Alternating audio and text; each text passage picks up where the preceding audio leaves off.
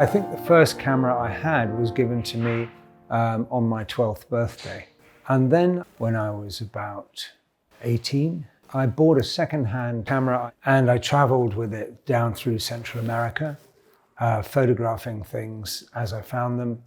And then I applied to go into study photography. And from the work that I took on that trip, I was able to get myself a place in art college and study photography. So I studied formally 3 years, a BA in photography.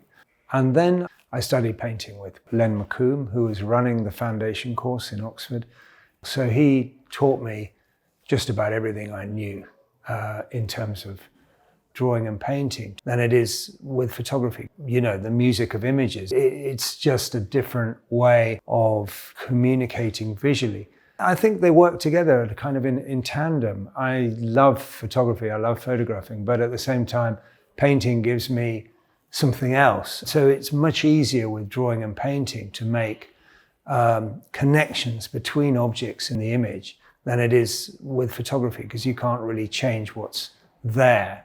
When I was studying photography, I would go out to these woods not far from Farnham, where I was studying, and walk around with them, and it was like a release for me. There was quiet, nobody was talking, nobody was shouting, and these were very therapeutic spaces, and I could work and so on.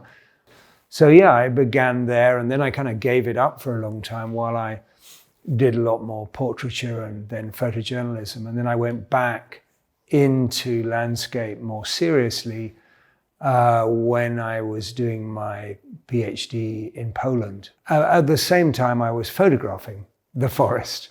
And that was the beginning of the book, The Time of Trees, that was published in 1999. So it began in that forest.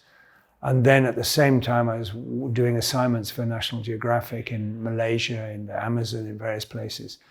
And that all added to that book. Some of the trips I did on my own. I was just curious to look at how people dealt with olive trees in Puglia at that time. I went to India to look at sacred trees and how people venerated different types of, fig trees in the temples in Kerala. And that then became, in a sense, my ongoing interest in landscape. I mean, there is definitely the trace of human presence and human intervention in almost all the trees, because they've all, particularly these olive trees behind me, they've all been cut, hacked about in one way or another in order to get them to produce more olives or more fruit. I think the whole project is about the relationship between nature and society and how, our environment, if you like, evolves from that relationship. And of course, we are Homo sapiens, quite a dominant species, but we're in a sense still part of nature.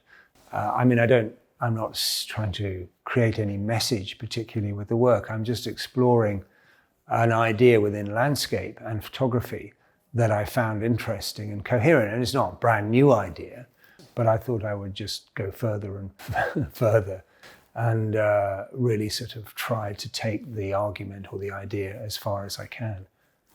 The bulk of the book, the main part of the book, I wanted to work on 35 millimeter. What I needed was a process, a film and a developing process whereby I could eliminate the grain and at the same time have the dynamic range in the image I wanted. And then I was using my two Leicas, the M7 and the M cameras, and I wanted to keep it very simple. I didn't really want any distortion. I didn't need there's a lot of time where I've worked with trees in the past where I've wanted to keep the vertical straight. For this work, I realized I didn't need to have camera movements, which was a huge relief because the trees were so disfigured anyway. None of them were straight that I was photographing, so I didn't need to sort of bring in the kind of architectural techniques that people have often, and I've often brought into photographing forests and trees. But instead, 35mm gave me the time to move around the subject, to make sure I got the best picture, gave me the flexibility. Because, you know, no matter how experienced you are, you always make mistakes. You always get it wrong. You never get the composition right first off. You always walk around the tree a few times or another light, and suddenly there's a better picture and a better one and a better one. And 35mm gives you the flexibility to just take a lot of photographs and to finally get one that, you know, it hopefully works, you know, that's okay. Of course, you know, I could have done it with a digital, as I did with analogies, but I quite like the idea of composing in the camera, having this kind of black line around the picture, having it as a sort of pure, unaltered black and white photograph with no color signature on the thing at all. It was simply black and white film, and that's all it was ever going to be. So it was a sort of a surgical decision, if you like, to go for that solution.